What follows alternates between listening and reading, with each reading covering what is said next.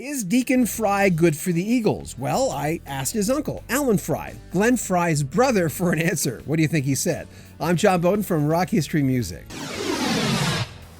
After Glenn Frey died on January 18th, 2016, the Eagles, it looked like, were going to call it a day. But then out of the blue, Deacon Frey, who's Glenn Frey's son, was invited in the band along with Vince Gill to sort of fill in. And since then, there's been a big tour announced. It seems that most fans, I'm generalizing when I say this, are very happy with Deacon going up there. So I decided to ask his uncle, Glenn Frey's brother, his younger brother, Alan, who's the middle brother in this family. Matt's the youngest one.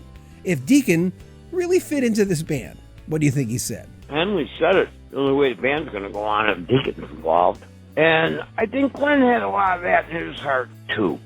He went back and scooped some people from his earlier life.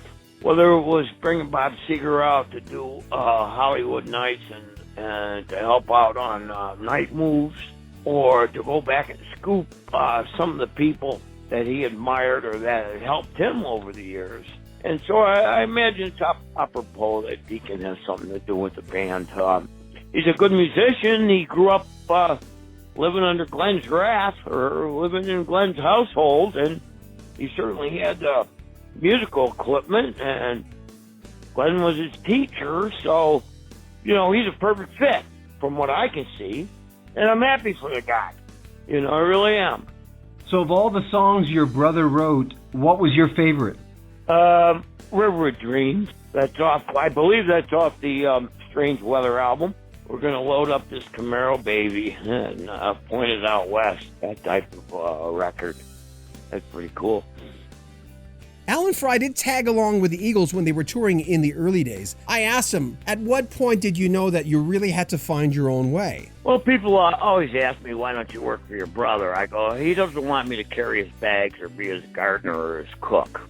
It was an insult to him to have me on the payroll setting up equipment or being a roadie. He always thought that if I made my own way, I'd be better off, and I appreciate it more. And it held to be true. Well, of course, I was bitter throughout the years about it, but it held to be true.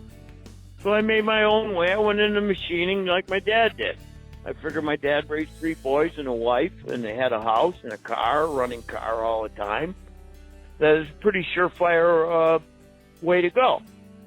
So I got my machinist degree, and I ended up in aerospace machining out here in Phoenix. I started in automotive machining, and I said, well, that's his life, that's his money, that's his craft, that's his skill, and I got to develop one for myself. How would I look to ride around his coattails? He had enough people doing that. Glenn, being your older brother, when he left home, did he leave albums behind? And if he did, what were those albums? You obviously played them. Sure. I think I had the Birds, Turn, Turn, Turn. I had the first Mothers of Invention. I had the Yardbirds. There was quite a few of them that he left. Glenn Frey died on January 18th, 2016. He was 67 years old. We'll have one last part of our exclusive interview with Alan Frey coming up next week. Also check out our exclusive interview with former Eagle Randy Meisner. I talked to him for like an hour and a half, and all the videos are on this channel. There'll be links below. Make sure you comment on our videos, subscribe to our channel, and share our videos. I'm John Beaudin from Rock History Music.